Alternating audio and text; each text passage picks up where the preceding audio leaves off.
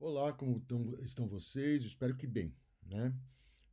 Agora, no último dia 15, na terça-feira, eu não pude dar esta aula, então eu estou fazendo aqui uma edição entre duas aulas que eu dei o ano passado e espero que elas fiquem razoáveis. Naturalmente, nesta próxima terça-feira, eu vou dar uma revisada nessa aula, trabalhá-la resumidamente para que a gente possa tirar dúvidas e continuar aí o meu curso do ponto de vista dessa nova toada que é a caracterização do interlocutor principal em Propércio, que é Cíntia, né? E, em certa medida, nós vamos conseguir extrair dessas aulas a diversidade de características que são impressas nessa personagem, de forma a criar uma personagem, hoje diria a teoria literária, uma personagem complexa. Então, eu espero que dê certo isso que eu vou fazer hoje. Eu vou postar ainda hoje no sábado, portanto, vocês teriam sábado ainda, domingo, segunda e mesmo terça-feira e depois a possibilidade de rever essas questões. Colocarei a bibliografia necessária e também encaminharei o link para vocês via Moodle. Tá? Então, espero que dê tudo certo. Eu estou fazendo agora a edição e vamos cruzar os dedos. Nessa próxima terça-feira, eu espero estar sem maiores problemas. Na verdade, houve dois, né? E eu não vou querer escamotear. Na segunda-feira, eu fui vacinado. Tomei a primeira dose da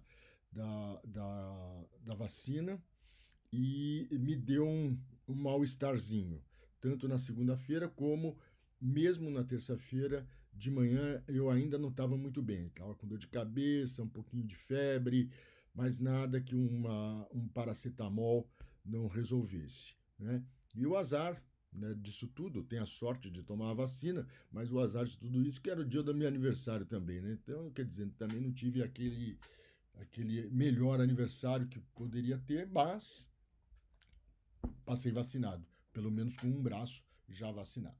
Então, espero que vocês entendam e, e na terça-feira nos vemos. Então, passemos à leitura dos poemas relativos a Cíntia e alguma explicação a respeito deles. Obrigado. Para ler os poemas que são relativos a Cíntia. E nesse sentido, a gente pode observar que existe aí uma estrutura interessante, né? Porque nós temos a elegia 1, 2 e 1, 3 tratam de Cíntia. Na 1 e na 1, 2 é mais uma construção poética mesmo, ou seja, não existe o contato direto entre os dois de forma clara. A elegia 1, 3, né, por sua vez, é aquela em que existe um contato entre as duas personas poéticas, né? A persona do ego elegíaco, ou propércio mesmo, né? Ele vai ser nominado mais para frente, esse eu elegíaco, como sendo propércio, na mesmo sentido que Catulo faz, da mesma forma que o vídeo faz, da mesma forma que Tibulo faz, né? Ou seja, eles se autodenominam dentro da poesia que eles estão construindo. Pois bem, 1, 2, 1, 3, Cíntia. Depois eu tenho a sequência, né? Uma sequência de poemas que vão de 1, 4 a 1, 7, portanto, 1, 4, 1, 5, 1, 6 e 1, 7. A relação, o interlocutor não será mais Cíntia, mas sim aqueles nomes que a gente já tratou, de modo mais amplo, mais geral, a gente vai voltar a eles, né? Baço, Galo, Tulo e Pôntico. E na 1, 8 retorna novamente uma interlocução com Cíntia, e aí um pouco mais forte, uma coisa mais construída do ponto de vista da narração, né? Há uma interlocução longa, há uma manifestação de partes, enfim. E são essas duas elegias que eu gostaria de tratar com vocês. A elegia 1, 3 e a elegia 1, 8. E aí perfazendo ou continuando a construção dessa persona poética, que é a persona de Cíntia. Pois bem, para essa elegia, vou fazer como eu fiz na outra aula, eu vou usar uma tradução minha, mas isso não impede que vocês cotejem com a tradução do Guilherme, que é excelente também. Também não, é excelente. A minha é simplesmente rasteira, comparado à dele.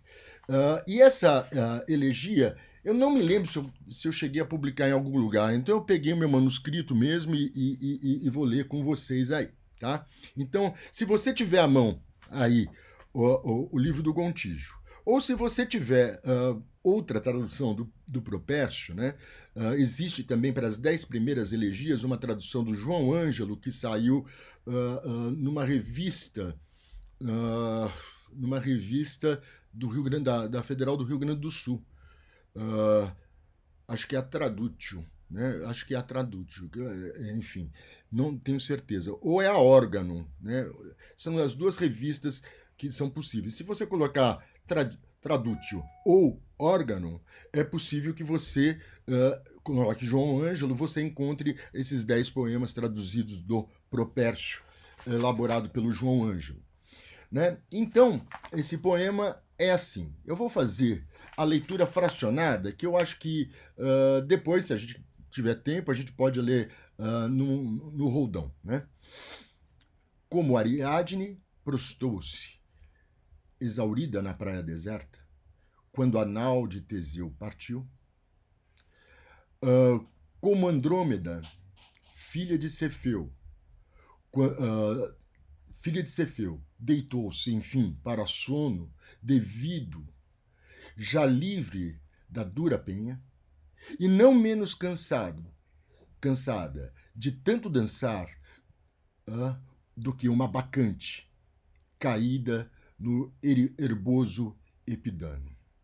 Assim me pareceu respirar sua suavidade, sua suave quietude, Cíntia, com a cabeça apoiada nas mãos frágeis.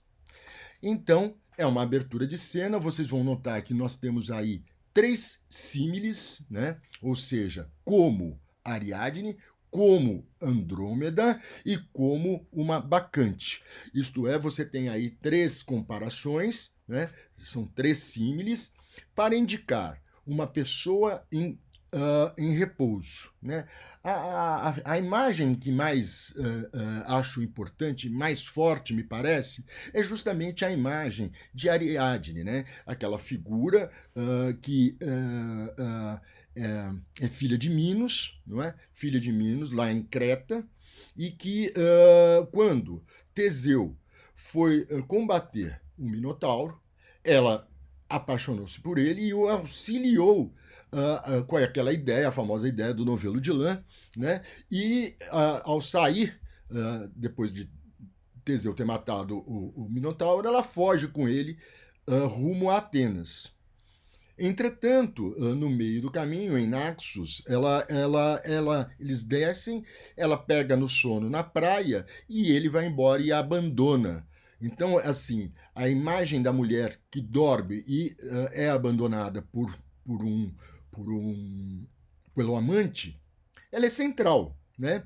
A gente vai ver porque esse símile, que é o primeiro, ele é mais importante que os demais, que também são absolutamente triviais. É só você recuperar o mito de Andrômeda e a ideia da bacante, que ela em êxtase dança, dança, dança e depois desfalece de tão cansada. Assim me pareceu respirar sua suave quietude, Cíntia, com a mão com a cabeça apoiada nas mãos frágeis, quando, com muito vinho, eu arrastava passos ébrios e servos agitavam as tochas a altas horas. Então, na verdade, Cíntia está deitada, dormindo, e o eu lírico, ou melhor, o eu elegíaco, chega em casa bêbado, né? Completamente bêbado. E eu, ainda sem ter pedido todo o senso, Tento ir suave até ela, apoiado no leito, ainda que me ordenassem, tocado por 2 fogos. Amor e Liber são deuses cruéis, a acariciá-la, deitada, suave, pondo meus braços sobre seu corpo, e a seus beijos roubar e a apresentar a minha arma. Bom, o que acontece? Ele, então, movido não só pelo Cupido, mas também pelo Baco, ou seja, pelo amor e pela bebida, ele passa, então, a acariciar. Mais do que isso, uma carícia absolutamente sexual que fica denunciada pelo verso de apresentar a arma. Né? A arma que o amante apresenta é aquela com que ele gere ou faz a gestão da sua guerra na alcova. Né? E passa então a acariciá-la, né? E a roubar beijos, pondo os braços sobre ela e começar a manter um tipo de contato físico, sexual mesmo.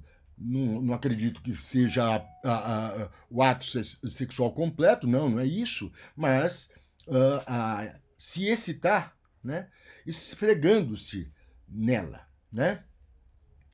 Contudo, não ousaria turbar a paz de minha dona, ou seja, é só encostando mesmo.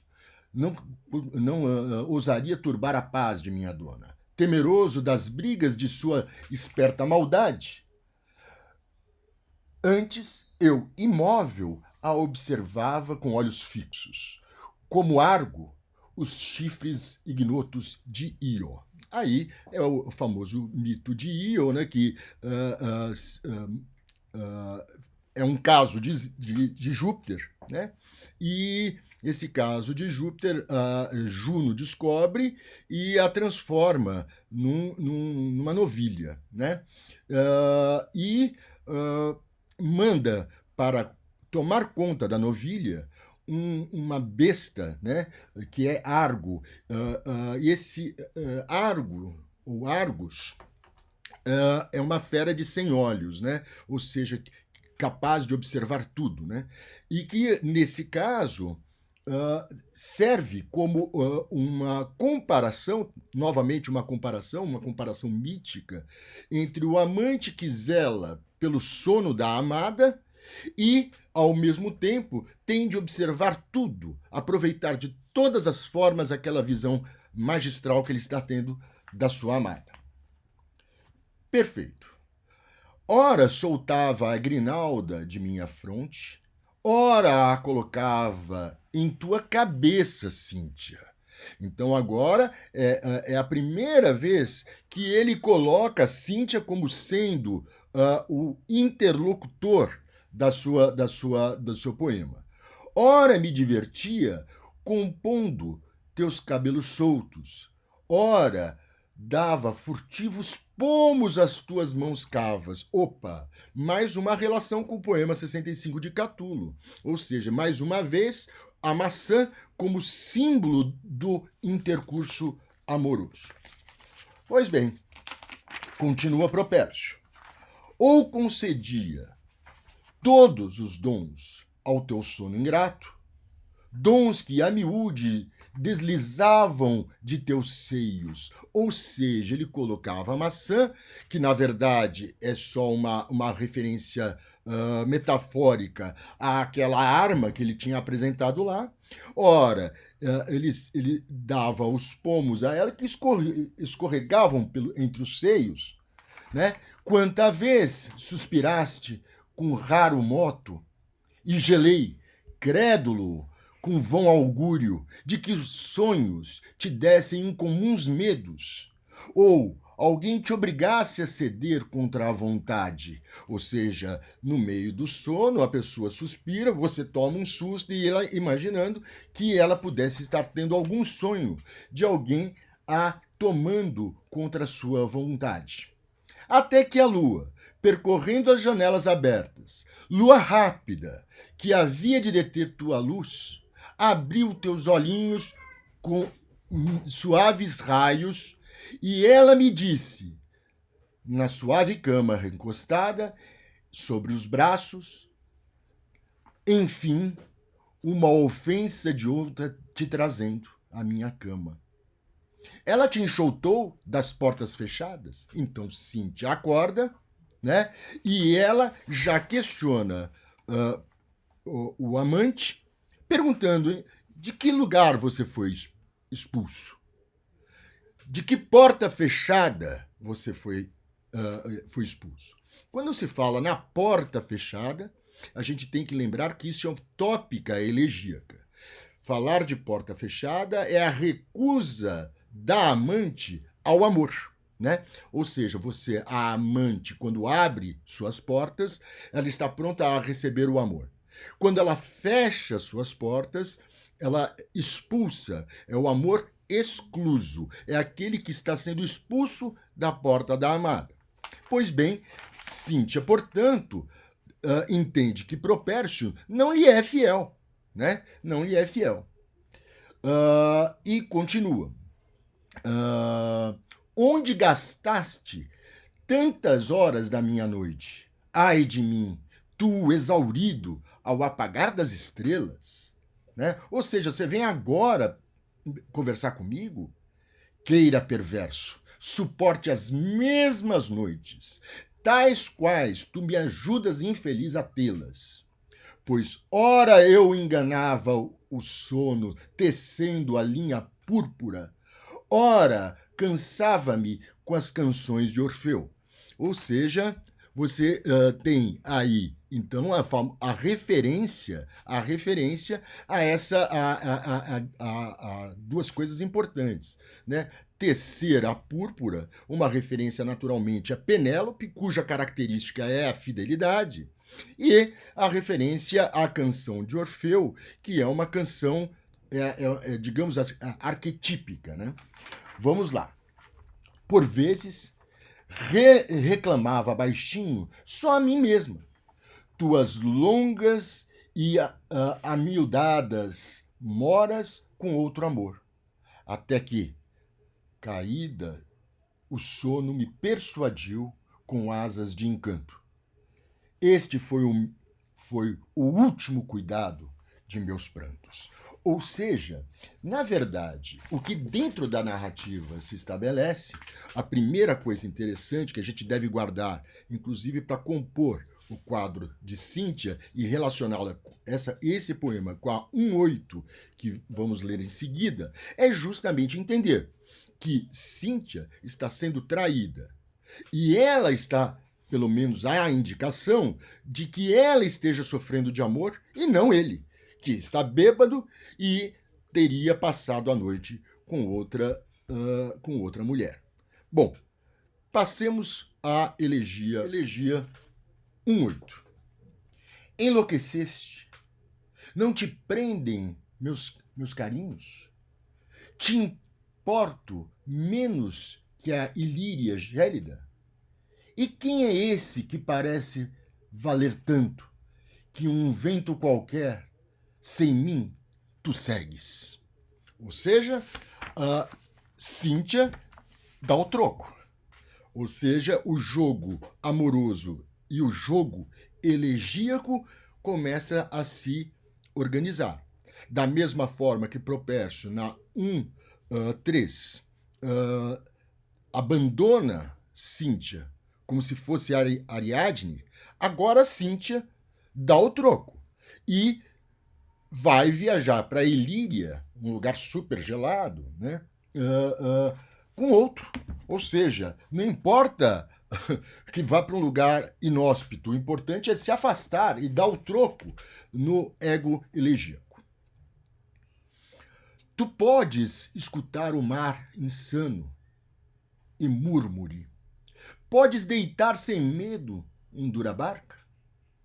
Tu pousarás teus tenros pés sobre a geada? Tu suportarias, ó Cíntia, a estranha neve? Quero que dobre o tempo da bruma invernal, que pare o nauta e atrasem as vigílias. As vigílias é uma constelação, né? São as Pleiades, né? Que aparecem nessa região por volta do dia 14 de abril, né? Que a corda não se solte da areia tirrena, nem brisa inimiga anule as minhas preces, e eu, parado, pregado no porto deserto, ameaçador, gritando que és cruel. Ou seja, imprecando, né? Falando que ela é má, que ela é uma puela má, né? Mas, mesmo que mereças mal de mim, perjura, que Galateia ampare tua viagem. Não quero ver arrefecerem esses ventos quando a onda embalar teu barco avante. Ao dobrar o ceráuleo, com o remo seguro, que as águas calmas do Órico te acolham. Ou seja, volta atrás novamente, faz um movimento de capitulação, não é? Ou seja, ao mesmo tempo em que ele impreca, né? Vai perversa, vai perjura. Ele fala assim: bom, enfim, que a viagem então seja suave para você. Perfeito. É um exato propempticon, né? Que é justamente o subgênero poético que é desejar uma boa viagem. Pois nenhuma mulher poderá me impedir de lamentar, querida, à tua porta. Novamente, a imagem da porta que se relaciona com aquela mesma porta fechada da amante da outra mulher com quem o ego elegíaco estava. Nesse caso, fala da porta da própria Cíntia, né? A tua porta. Nem deixarei de perguntar aos marinheiros. Vai um discurso direto. Dizei, que cais retém a amada minha? Fecha aspas. Direi, abre aspas. Pode estar presa nas margens artáceas ou nas iléias. Ela será minha. Ou seja, onde é que ela estiver, ela continua sendo minha. Aqui fica, jurou ficar. Adeus, rivais. Venci. Ela cedeu a tantas súplicas. Ou seja, Cíntia também capitula. Abre suas portas. Chama, convida o amante a retornar. Né? Pode a cúpida inveja depor falsos gozos, minha Cíntia largou a nova estrada. Voltou para mim, né? Largou a nova estrada. Diz que me adora e que por mim adora Roma. Sem mim renega ver um doce reino. Ou seja, é interessante essa relação. Quer dizer, por mim ela diz amar Roma. Né? Ou seja, é uma referência interessante à cidade. Né? Sem mim, renega haver um doce reino. Prefere repousar comigo em leito estreito e ser, né? Em leito estreito e ser só minha. Não importa como. Então vejam só. Aqui tem uma imagem importante, que é a ideia do leito estreito, né? Angusto lecto é a palavra em latim, que vai ser uma referência importante que irá surgir várias vezes nos poetas líricos e elegíacos também. Né? A ter por dote um reino como hipodemia e os bens que seus corcéis ganhara de Hélida. Ainda que ofertem muito, ainda que mais prometam, não foge do meu peito por cobiça. Não a ganhei com ouro ou pérolas da Índia, mas com o agrado de um suave canto. É interessante que aqui nós temos uma referência ao poema 1.3, né? Ou seja, 1.3, em que ele vai falar dos luxos comprados, né? Que ela não pode se vender por esses luxos, diz lá no poema 1.3. E aqui ele fala que realmente não é nada, nenhum tipo de bem material que a conquista. ela é conquistada pelo amor, pelo desejo, né? E termina Propércio. Existem musas. Febo não tarda a quem ama. Neles confio. Cíntia, rara, é minha. Hoje posso pisar sobre os astros mais altos, que vem o dia e a noite. Ela é minha. Não há rival que roube meu amor seguro. A essa glória vai me ver grisalho, ou seja, essa glória, a glória de possuir Cíntia exclusivamente para ele, irá perdurar até a velhice, até vê-lo grisalho. Existe aqui nesse trecho um dado importante que determina uma estrutura narrativa importante, né? Vocês estão vendo que os poemas estão se conversando. Primeiro, na 1:1, você tem lá a apresentação do romance amoroso, né? A apresentação programática, aquela elegia 1:1 é uma elegia programática, é assim que os estudiosos dizem a respeito daquela elegia. Na elegia 1:2, né? 1:2, você vai ter justamente o desenho de Cíntia, né? Ou seja, eu falei besteira, eu falei da elegia 1:3, não, da elegia 1:2, né?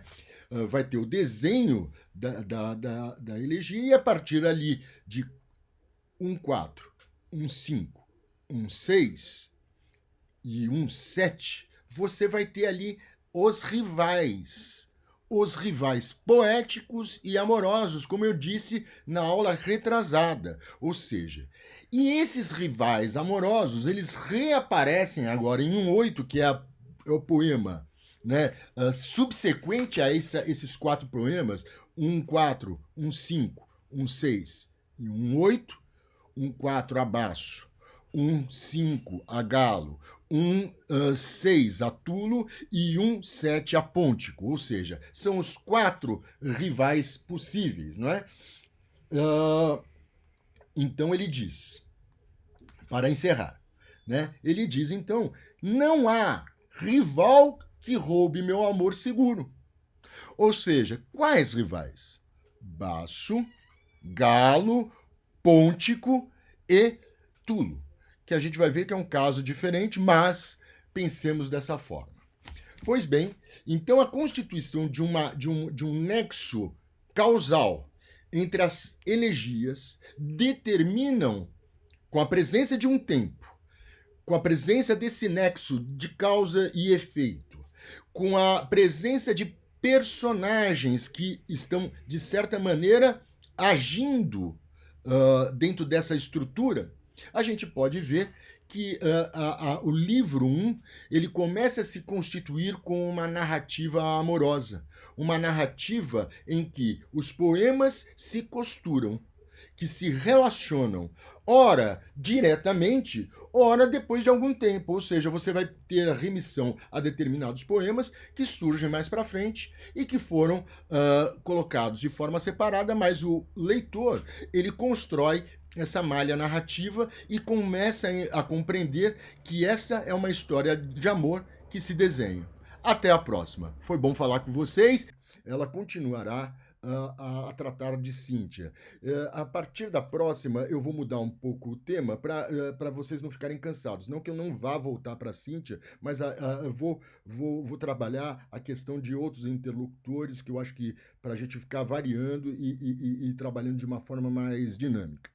Pois bem, hoje então a gente vai trabalhar basicamente com a elegia 1:11 e 1:15, mas antes eu quero recuperar alguma coisa relativa à elegia anterior, a 1:8, e dizer, na verdade, que ela mantém, eu acho que eu não disse isso, uma estreita relação com outra elegia do outro livro, que é a elegia 2:16. Né? A 2:16, então, ela é um par temático com a 1:8. E é curiosa a relação numérica, né? Quer dizer, 2 dividido por 16 dá 8, que é a elegia a que ela se refere no primeiro livro. Então, nós temos aí um par interessante. Naquela 1:8, se vocês ainda estão lembrados, existe uma relação de Cíntia com o ego elegíaco, que ela é, momentaneamente, ela é desfeita, o laço é desfeito.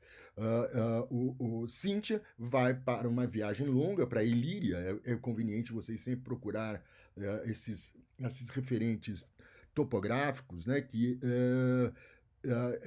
dá a noção exata das distâncias que se percorre e como essa narrativa ela vai tendo também uma espacialidade importante dentro dessa narrativa pouco ortodoxa. Então, essa relação que há entre a 1.8 e a 2.16 é muito interessante, porque justamente na 2.16, eu vou falar só o comecinho dela, o Propércio põe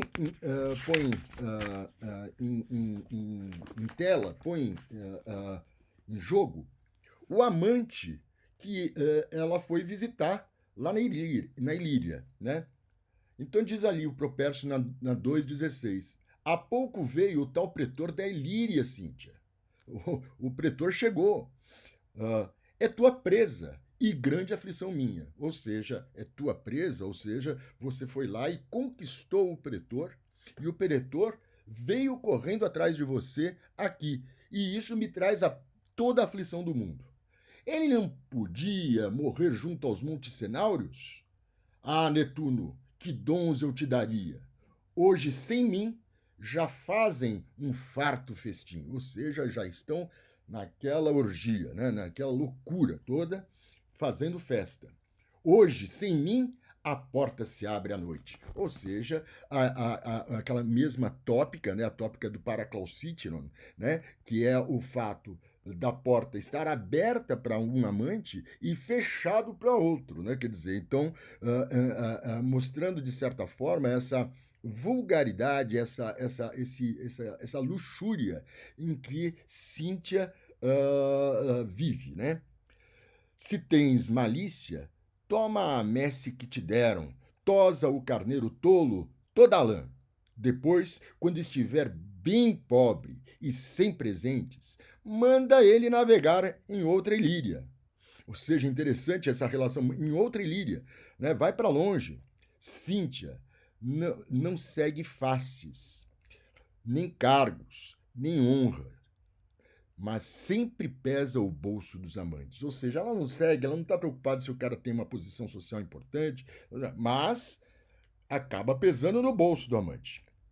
Sempre me envia ao oceano atrás de joias. E, enfim, me exige a púrpura de Tiro. Ou seja, mostrando a vida luxuriosa dessa mulher, dessa mulher elegíaca, que está fundada num tipo, né? Num tipo social, né? Conforme a Maria Weick, naquele livro que eu já citei para vocês, que vocês conseguem lá naquele site dos russos, né? No Library Genesis, né? Procurem lá que vocês encontram. The Roman Mistress, Maria Weick, Maria Weick, W-Y-K-E, né? Maria Weick. Pois bem, essa mulher que é construída é uma mulher liberada, uma mulher que não tem, não se submete a homem algum, na verdade, ao contrário, ela submete os homens, né? Os homens estão ali a seus pés, então, o amante, às vezes, o amante mais frequente, ele é trocado por uma vontade dela de experimentar outras aventuras, né? Então essa é a narrativa toda que vai se construindo e a gente vai ter hoje justamente duas elegias que são significativas, que é a elegia 1.11 e a elegia 1.15.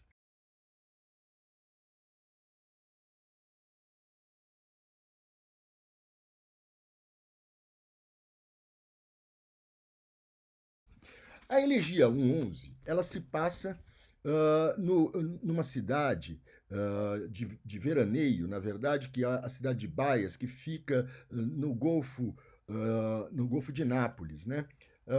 Próxima a Pompeia, né? Que é uma outra cidade também importante naquele período, né? Você vai ter ali uma elite importante dentro da estrutura social romana ou latina. Pois bem, Baias ela é conhecida justamente pela sua liberalidade, ou seja, as mulheres endinheiradas, os homens endinheirados iam para lá e curtiam a vida. Ou seja, é como se fosse uma Côte d'Azur, né? Assim, você vai para lá, ou vai para Ibiza, ou vai para as ilhas gregas, alguma coisa desse sentido, ou seja, festas, noitadas, aquelas coisas todas. Banquetes, música, vinho, sexo, enfim, uma cidade da luxúria. A Cíntia começa a eleger 1:11. A Cíntia, por acaso repousando em baias, na praia onde se estende a senda hercúlea, enquanto vês o mar submetido a Teresproto, junto ao famoso Cabo dos Misenos, minhas recordações te invadem pela noite. Você se lembra de mim, por acaso, você deitada aí nessa areia? Né? Ainda resta espaço para o amor? Um fulano qualquer, com simulado ardor, te arrebatou, Cíntia, dos meus versos? É interessante, te arrebatou dos meus versos. Esse verso é importante porque caracteriza justamente a ideia de Cíntia como poema. Né? Ou seja, você roubando o amor, você rouba o tema da minha poesia. Né? Te arrebatou, ó Cíntia, dos meus versos? Como faz uma moça afastada do amante, esquecida dos deuses comuns? Pérfida. Já mandou bala numa invectiva, né? Já chamou de pérfida. Mas antes, confiando em remos diminutos, em lucrino, demore o teu barquinho, ou prenda-te à tranquila onda do teu trante, água que cede fácil a cada mão, do que possas ouvir sedutores sussurros deitada numa praia taciturna. Não é que eu não conheça a comprovada fama. Em tal lugar se teme todo amor. Perdoarás então se só tristezas trazem meus livrinhos? É culpa tua. Ou seja, eu agora só estou na dor de cotovelo porque você está afastada de mim, está no lugar de luxúria e agora então só vou me lamentar. Tema fundamental, né? Então agora só vou cantar tristezas. Ai de mim, né? É a elegia mesmo. Ai de mim, que não penso nem na mãe querida, se não te tenho, e pouco importa a vida. Só tu és lar. Só tu, ó Cíntia, pai e mãe. Tu, todos os momentos de alegria. Se alegre ou triste eu visitar os meus amigos, como estiver, direi, a causa é Cíntia. A causa é Cíntia. Mas sai o quanto antes da corrupta Baias. Tal praia não pode separar amantes. Praia, inimigo mesmo das moças mais castas. Morra, crime do amor, ó mar de Baias. Ou seja, ele faz, na verdade, uma invectiva contra a própria cidade, que é a representação da luxúria que se coaduna com as ações que Cíntia tem. Ou seja, Cíntia, que é aquela que capturou com seus olhinhos, ela está submetendo aquilo lá no poema 1:1. Agora, no 11, ele já se coloca como absolutamente um capacho dos caprichos dessa mulher poesia, dessa mulher amante, né? O poema seguinte que nós iremos tratar é um poema também muito interessante, que é o poema 1:15. Né? Ele é fundamental porque, na verdade, ali há uma construção inusitada justamente da caracterização de mulheres míticas para caracterizar o desejo que ele gostaria que Cíntia tivesse, mas, na verdade, essas mulheres representam o ego elegíaco e não o tu elegíaco. É curioso, é curiosa essa construção. Vocês vão notar que todos os exemplos mitológicos, né, que a gente supõe estar indicado para, que são femininos, né, que estão para ali construídos para indicar ou caracterizar Cíntia, na verdade, eles caracterizam pelo seu contrário, porque os exemplos dados lá são exemplos de mulheres que foram abandonadas pelos homens.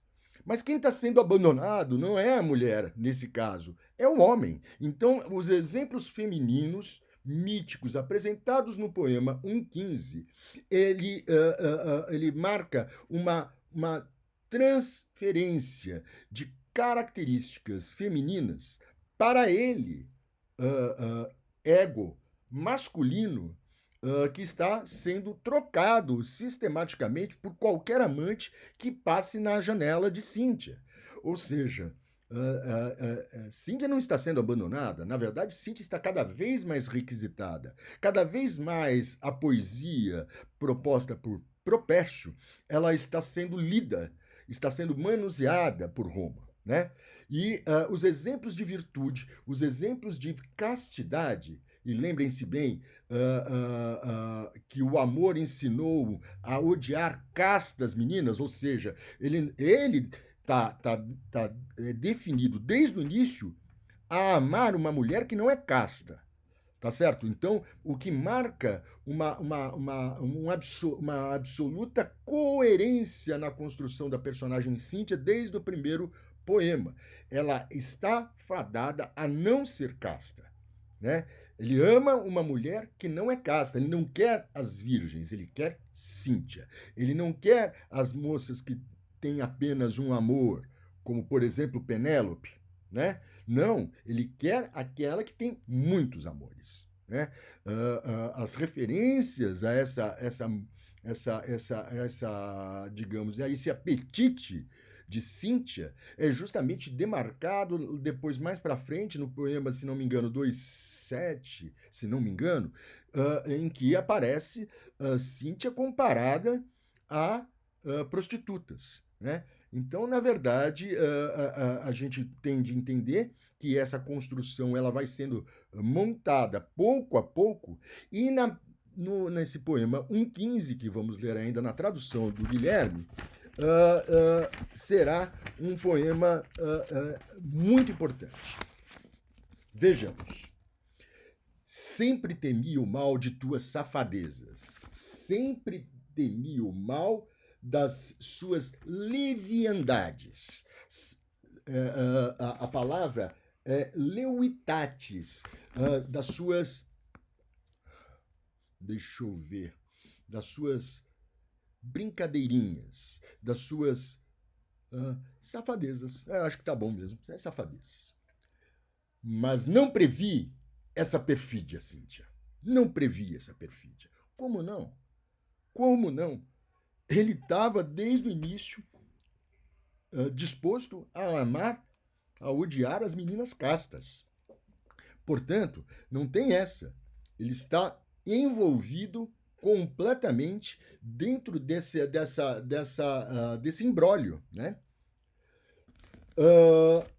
Sempre temi o mal de tuas safadezas, mas não previ essa perfídia, Cíntia. Vê a quanto perigo a fortuna me arrasta. Vê a quanto perigo a sorte me arrasta. Mesmo com o meu temor, estás tranquila, capaz de pentear teus cabelos na véspera, de maquiar sem pressa a tua face, enquanto ao peito enfeita a joia oriental, como quem se embeleza para um novo amante.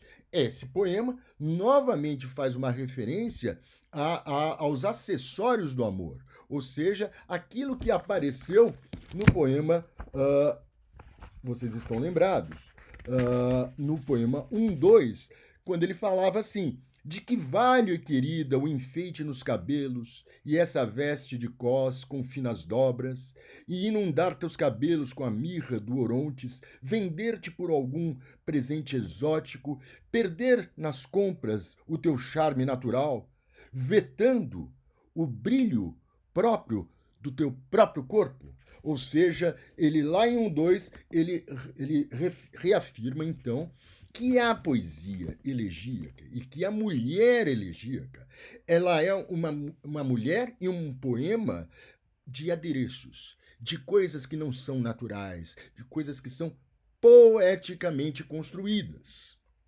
Então, todo o acessório que seja empreendido ou colocado sobre o corpo de Cíntia é uma metáfora de todos os expedientes técnicos empreendidos pelo poeta na construção da sua poesia, né?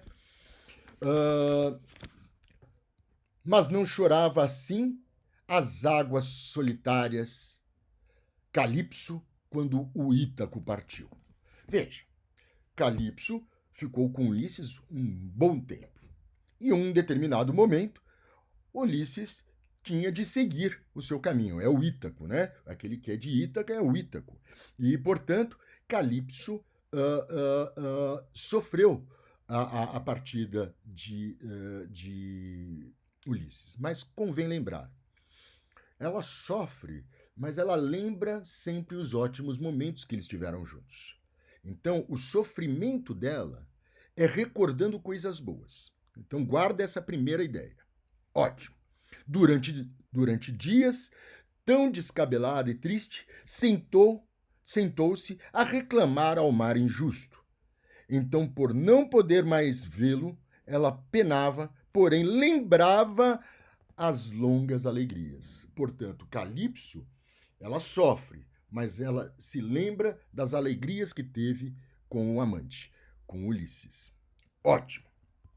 Vingou Alficebeia, o esposo, nos irmãos, e o amor rompeu os vínculos de sangue. Nesse mito, Alficebeia mata os irmãos, responsabilizando-os pela a ida do marido para longe, a ida do amante. Ou seja, na verdade, ela culpa os irmãos e vai lá e mata os irmãos por terem feito com que o seu amante partisse, né? Então, a reação de Alficebeia, ela é absolutamente distinta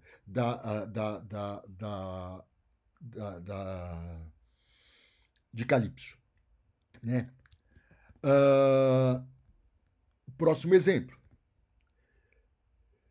Aflita pelos ventos a levar o Exônida, Hipsipile ficou a sós no tálamo, né? A sós no tálamo. E consumiu-se pelo Hemônio hóspede. Hipsipile, ela tem uma coisa interessante, porque ela vive num lugar, numa ilha, que só tem mulheres, né? É quase que uma ilha de Amazonas, né? Então, é assim, só tem mulheres. Entretanto, veio um amante, ela ficou com esse amante, e esse amante a engravidou. E ela tem um filho, portanto. Então, ela sofre, mas ao mesmo tempo em que sofre, ela tem para se sustentar, ou sustentar esse amor que partiu, ela tem quem? O filho, fruto dessa união, né? Então você tem um outro tipo de sofrimento e uma outra mulher, um outro tipo de mulher, um outro tipo de exemplo mitológico para uma ação, né? De uma ação de fidelidade feminina. Na pira fúnebre do esposo, Evadne morreu. Glória da argiva castidade. Evadne, por sua vez, se mata, né? Na pira fúnebre do seu próprio marido. Seu marido morre e ela se mata nessa mesma pira. Ou seja, é uma outra relação de fidelidade. Uma fidelidade que vai às raias do limite. Né? Ela se mata na própria pira do seu amante. Nenhuma delas pôde mudar tuas maneiras para que fosses uma nobre lenda. Ou seja, você de nobre não tem nada. Na verdade, você... então, olha só, é interessante. Nobilis historia, né? Ou seja, é interessante que você não é uma nobre história. Você não é uma narrativa nobre. Você é uma narrativa baixa. Você é uma narrativa vulgar, né? E notem bem, essa palavra história, se referindo a Cíntia, equivale, como a gente já viu lá no poema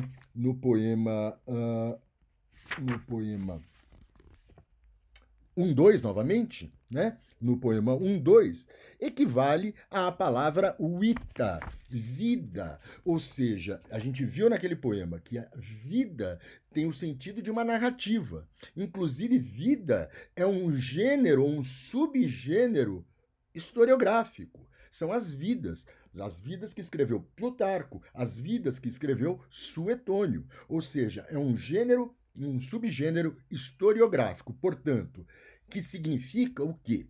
Que significa narrativa. Lá era vida, aqui história. É coisa curiosa que parece até que ele quer fazer o leitor se confundir entre a natureza fictícia, na natureza da ficção elegíaca, com aquilo que seria uma suposta verdade historiográfica. Cíntia, portanto, ela é uma narrativa e ela é uma narrativa histórica. É curiosa essa construção. Nós sabemos, naturalmente, que, por ser poesia, jamais a gente poderia acreditar nessa veracidade na construção dessa personagem que é fictícia por natureza, porque a poesia é aquilo que poderia ser e a história é aquilo que foi. Então, temos que lembrar justamente essa passagem aristotélica no capítulo 9 da Poética e justamente ter isso em mente. Então, Propércio está criando uma armadilha para o leitor. Voltando a esse trecho mitológico que a gente acaba de ler, a gente tem de pensar uma outra coisa também, né? Ou voltar a pensar.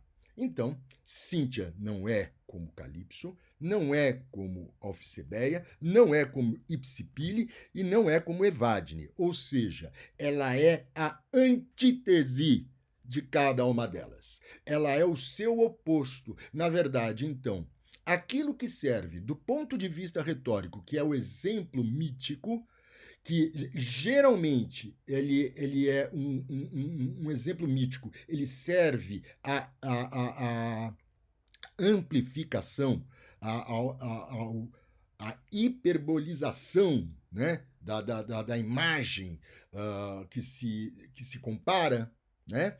Ou seja, você fala que, sei lá,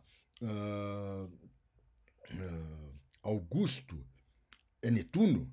Então você está dizendo o seguinte, você está aplicando a ideia de uma pessoa de carne e osso algo que é divino.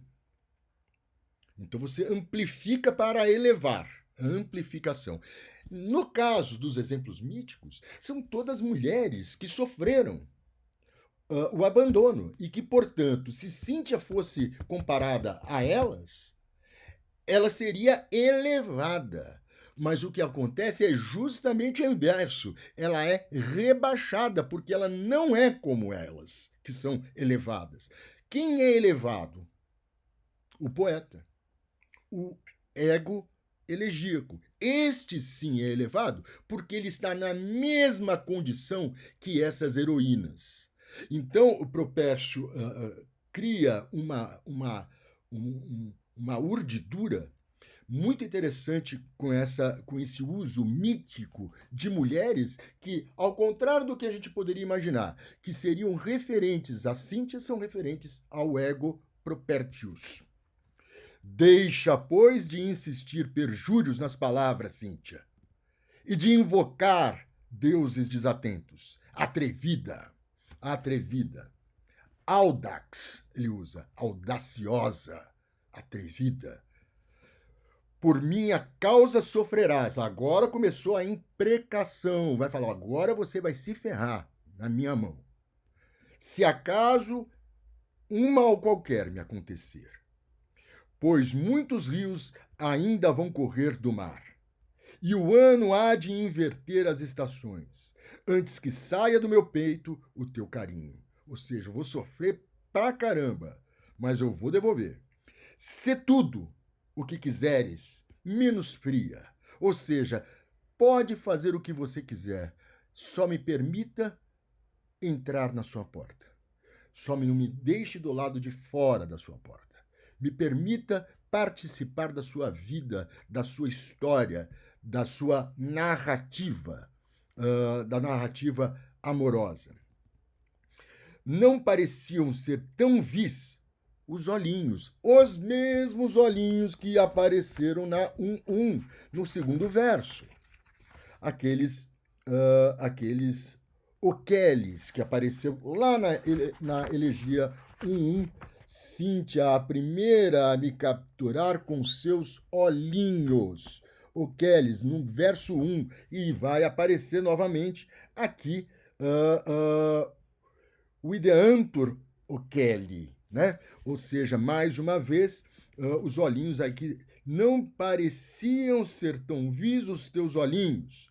Por eles confiei na tua perfídia. Por eles, tu juravas que, se era mentira, deveriam cair nas tuas mãos. Hoje podes voltá-los contra o sol grande, o grande sol? Não temes, ao lembrar libertinagens, essa palavra é chave dentro da elegia. A palavra é nekitia. Nekitia nada mais é, me perdoem a linguagem chula que eu vou usar agora, mas é putaria, libertinagens. Ou seja, não temes ao lembrar as suas putarias, né? É essa a característica fundamental, é um termo essencial dentro da construção elegíaca. Quem empalidecia as tuas tantas cores, forçando um falso pranto em teus olhares? Por eles morro, com um conselheiro dos amantes. Não é seguro crer em tais carícias. Ou seja, de 1 a 15, né, do poema 1 ao poema 15, Propércio urde esta mulher que é absolutamente típica, diria prototípica, né, da amante elegíaca, de quem o poeta é independente. Ele é dependente do seu próprio ofício, ele é dependente da sua própria amante, né? Então, por hoje, a gente consegue fechar para o livro 1 este mapa relativo a Cíntia.